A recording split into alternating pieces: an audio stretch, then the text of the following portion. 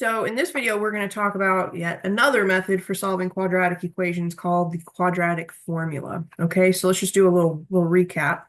First of all, remember a quadratic equation is an equation that can be written in standard form as ax squared plus bx plus c equals 0, where a, b, and c can be any real numbers as long as a is not exactly 0. If a is 0, squared term becomes 0, it's no longer quadratic. Okay, hopefully at this point you could recite that part in your sleep. Okay, now to date, we have learned three methods for solving quadratic equations. The first was we could solve by factoring using the zero product principle. The issue here is the quadratic had to be factorable, and not all quadratics are factorable over the integers. So here we had some conditions.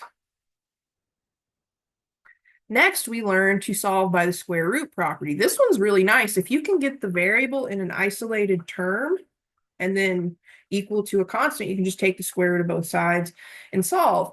But this one also has to have conditions because it's not necessarily going to be a situation where it naturally just falls into that square root property zone, okay? Now, completing the square always works, okay? This always works, but can get complicated with fractions.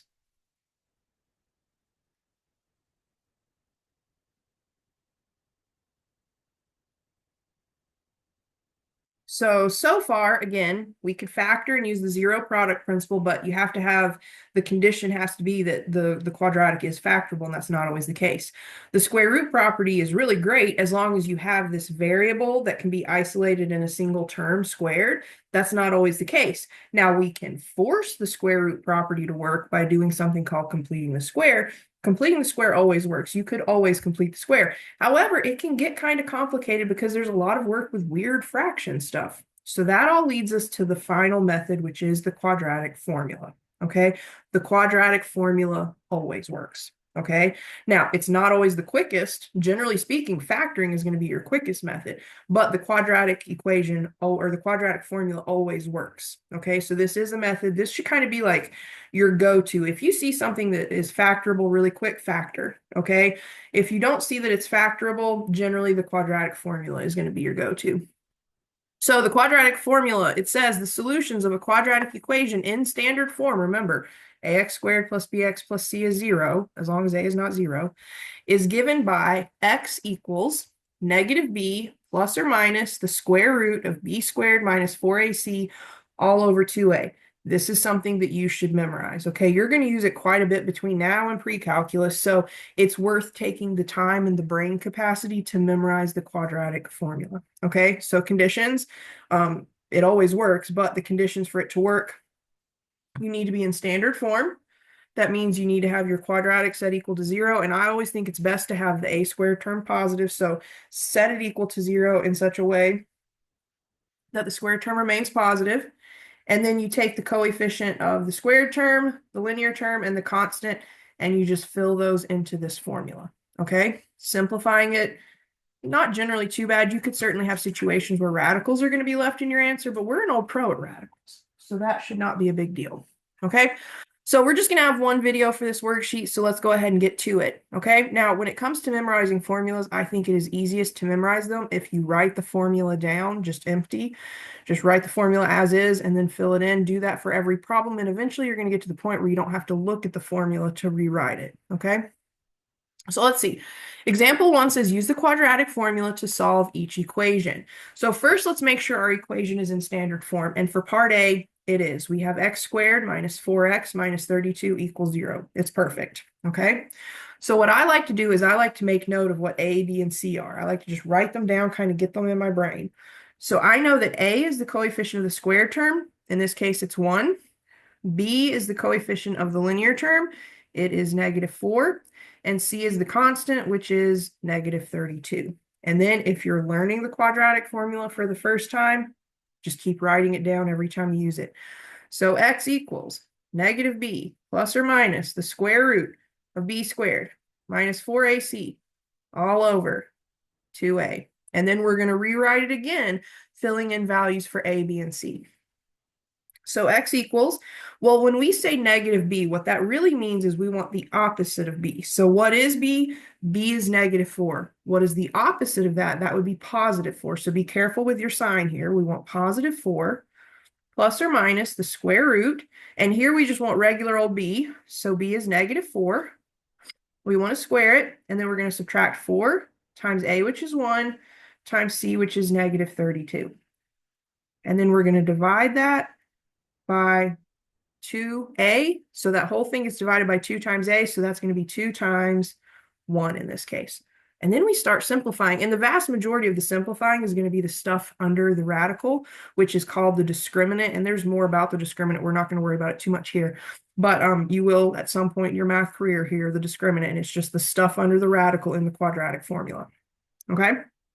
So let's start simplifying. We get 4 plus or minus, and then under the radical, -4 squared is 16. And then we want to take -4 times 1 times -32. So you could do that on paper. You could do it with your calculator. Let's see if I still have the calculator up.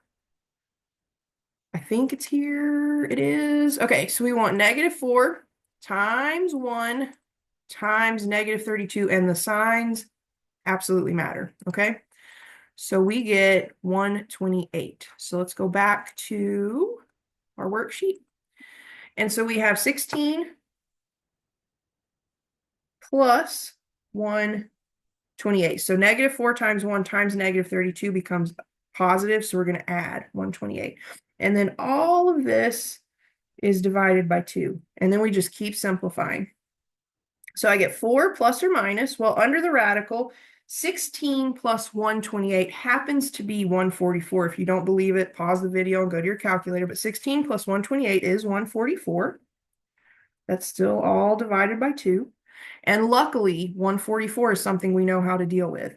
So x equals 4 plus or minus the square root of 144, which we know to be 12, all over 2. Now, we're not quite done yet. We need to go ahead and simplify this 4 plus or minus 12 divided by 2. So let's do that. So remember how the plus or minus works. This is going to be 4 minus 12 divided by 2 and 4 plus 12 divided by 2. So it just becomes 2 separate answers, one with the minus, one with the plus, okay? Well, 4 minus 12 is -8, and -8 divided by 2 is -4, so that's one of our 2 solutions, okay? And then 4 plus 12 is 16. 16 divided by 2 is 8. So we would say the solutions to this quadratic equation are -4 and 8. Well, let me write that consistently. And 8. Okay. Now I'm going to remind you how to do something in your calculator. At one point in a previous video, we talked about storing a value in your calculator and using it to evaluate different equations or expressions. We're going to do that now. So remember, our 2 solutions are -4 and 8. We're going to have to do these separately one at a time. So let's go back to the calculator. And what you do is you type in the value that you want to store first. So we want to store -4. Okay. Now, if you don't remember, the store button is, if you look at this first column of buttons, the very bottom we have on, that's our on-off button. Directly above that, we have STO, which stands for store. Very loud car just drove by my house and my door's open. So we want to hit the store button, and then you have to tell the calculator how you want to store it. We just want to store it for X. So if you go back up to these 2 colorful buttons, directly beside the green alpha button is XT theta N. So we want to hit that and then hit enter. And that just tells us, hey, X is -4 now. And so now all we have to do is type in the quadratic equation. We don't even have to type in like =0. Just type in the quadratic part, and when we hit enter, it should equal 0. So the original quadratic, hopefully you have your worksheet in front of you, is x squared minus 4x minus 32, and it should equal 0 if we're good, and we are. Okay, now we want to repeat that whole process, but now we want to store the other value for x, which is 8. So we're going to go 8, store x, hit enter. And then here's a little trick. You can go up here and you can grab the equation that you've already used. So just highlight it and then hit enter. And it just takes that equation again. But now when we hit enter, it's going to evaluate it for when x is 8. Hit enter, And again, we get 0. Okay, so we have just verified that both of our solutions, -4 and 8, really do work. Okay, so there you have it. Now, this one would have been factorable. Okay, anytime you get those integer values, that tells you that your quadratic was factorable. But I like to show you these new methods with something that's kind of easy and especially something that's easy to check, just to kind of prove that things work. Okay, now let's look at part B. So for part B, we have 10x squared equals 2 minus x. This is not in standard form.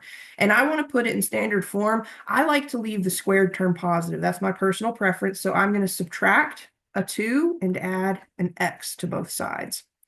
So I'm going to get 10x squared plus x minus 2 equals 0. Take some time with that if you need to, but we're basically subtracting a 2 from both sides. On the right, that makes it a 0. On the left, it just makes it a -2. We're going to add an x to both sides. On the right, that makes it a 0. On the left, it makes it a plus x. Okay, and now we want to do the quadratic formula. So make note of what a, b, and c are. So a is the coefficient of the squared term, b is the coefficient of the linear term, and c is the constant. And then we're going to fill that into the quadratic formula. And until you remember the quadratic formula, write it down, just rewrite it, okay? So x equals the opposite of b, plus or minus the square root of b squared minus 4ac all over 2a. And now we're going to plug in the values for a, b, and c, okay? So x is the opposite of b. Figure out what b is. B is 1. The opposite of that is -1. So we're going to put -1 in the formula here for b. Then plus or minus. And then under the radical, the discriminant, remember I told you that's called the discriminant. We want just regular old b squared. So we want 1 squared minus 4 times a, which is 10, times c, which is -2. And then all of that is over 2 times a, which is 10. And then we just start simplifying it. And it can take several steps to simplify. So just be patient, nice and slow. Don't try to rush things. Well, we get -1 plus or minus. Under the radical, 1 squared is just 1. And then I've got -4 times 10, which is -40. And then times -2 is +80. So we're going to add 80. And then that is all over 20. So let's see here. We get -1 plus or minus the square root of 81 over 20. Well, that's going to be -1 plus or minus. Well, the square root of 81 is 9. Let me actually move this up a row so you can see it because we're running out of space. We're going to kind of move this up here. So we get x equals -1 plus or minus the square root of 81, which is 9. And then we want to divide that by 20. And remember, this is really two different solutions. So x is -1 minus 9 over 20. And x is -1 plus 9 over 20. Okay. So -1 minus 9 is -10. -10 divided by 20 is -1/2. So that's one of our solutions. And then let's see here for the second solution, -1 plus 9 is 8. 8 over 20 reduces. Let's see, 8 and 20 are both divisible by 4. 8 divided by 4 is 2. 20 divided by 4 is 5. So our two solutions are -1/2 and 2/5. And you could certainly check those. You would want to plug those back into the original equation for x and see what you get. You should get, if you plug them in here, you should get 0. If you plug them in here and here, it's so noisy out here, I'm sorry. If you plug them into the left hand and the right hand side of the equation, just make sure whatever you get for the left equals what you get for the right. Okay? Let's look at part C.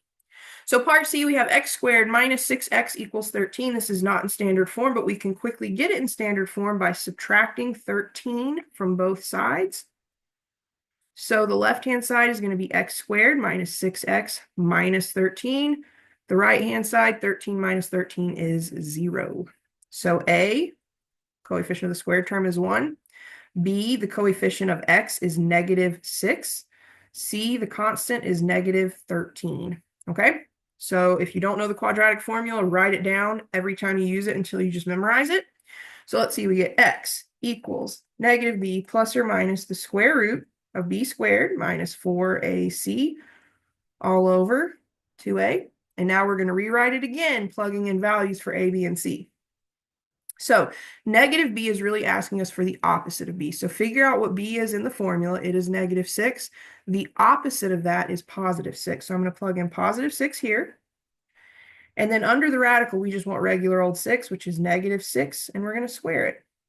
And then we're going to subtract 4 times a, which is 1, times c, which is -13.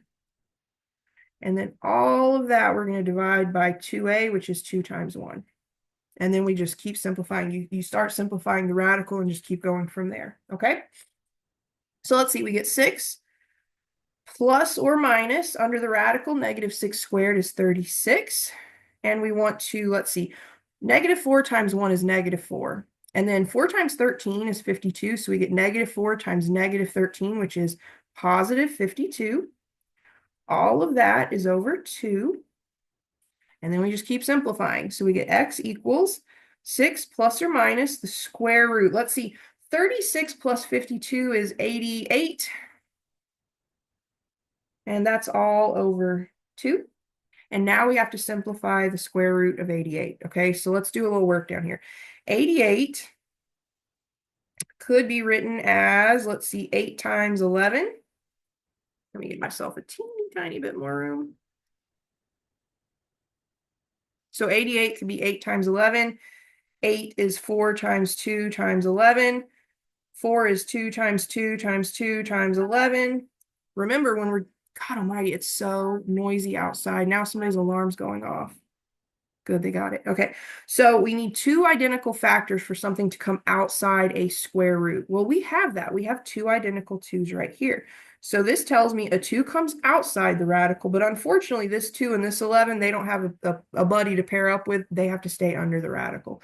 So this is going to simplify to 2 square root 22, okay? So let's rewrite that. We're going to move it kind of, let me go back up a little bit. We're going to move this up here a little bit so we have some room. And we have x equals 6 plus or minus 2 square root 22. Remember, that's the square root of 88. All of that is divisible by 2. Okay, and this is where simplifying is maybe not as beautiful as we always want it to be. So you can do this 2 ways. You can split the left and the right and simplify individually, or you can just look to see if the 3 parts of this have a common factor. I'm going to split it left and right so you can be really clear what's happening here. X equals 6 over 2 plus or minus 2 square root 22 over 2. Well, 6 over 2 is just 3. And then 2 square root 22 over 2. 2 divided by itself is just 1, so I just get 1 times the square root of 22. And that's as good as it's going to get. You can't simplify that any further. So the solutions here are 3 minus the square root of 22 and 3 plus the square root of 22. So our answers are not always pretty. We like it when we get integer values like we did in part A. Next best scenario, we get fraction or rational values like we did in part B, but a lot of times you're going to get these irrational values like what we have in part C here, okay? One more, and then I promise that's the end of this video. It is so noisy out here. I'm sorry, but it's hot in my house, so I have the door open. All right, so for part D, we have 2x. Good Lord, that kid drives really slow past my house. Okay, he's gone. Okay, for part D, we have 2x squared minus 4x equals -1. This is not in standard form, but to put it in standard form, all we have to do is add 1.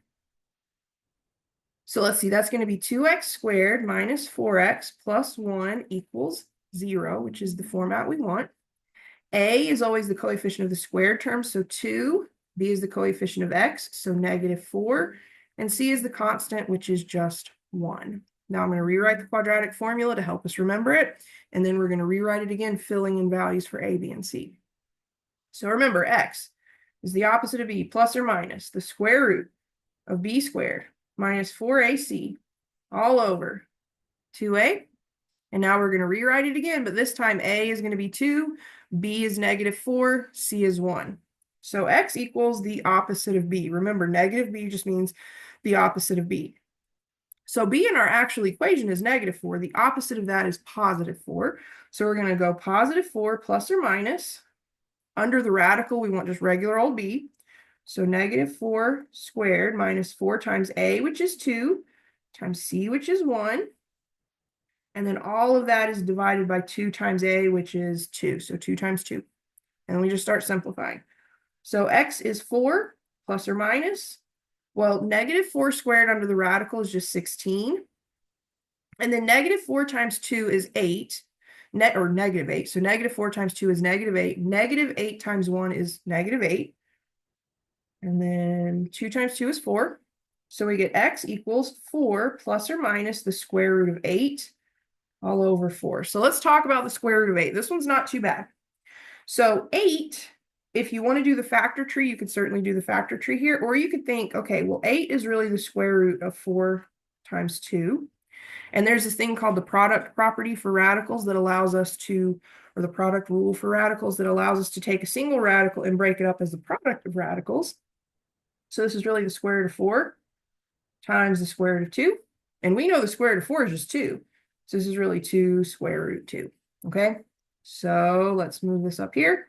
We get x equals 4 plus or minus 2 square root 2 over 4. Okay, now you could split this left and right, but there's another way you could simplify something like this.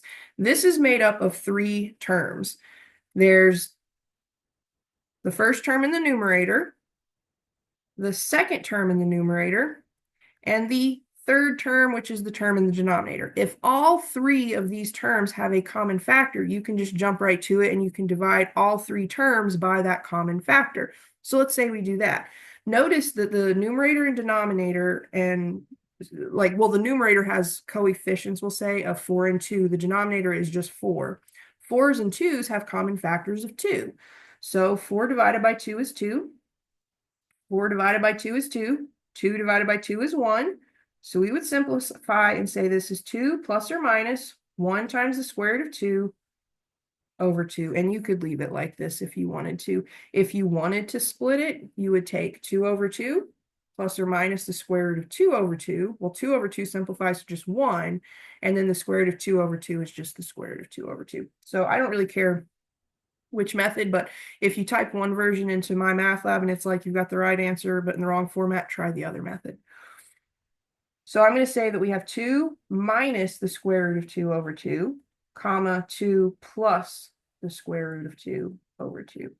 And that's it. So it's like one big long video, but this is the quadratic formula. So just a quick recap. We now have 4 methods to solve the quadratic equations. The first method is to solve by factoring using the zero product principle. It's really easy. That's going to probably be your go-to method as long as your quadratic is factorable, and that's the big condition on that one. We also have the square root property. The condition there is that you have to be able to isolate the variable in a single squared term.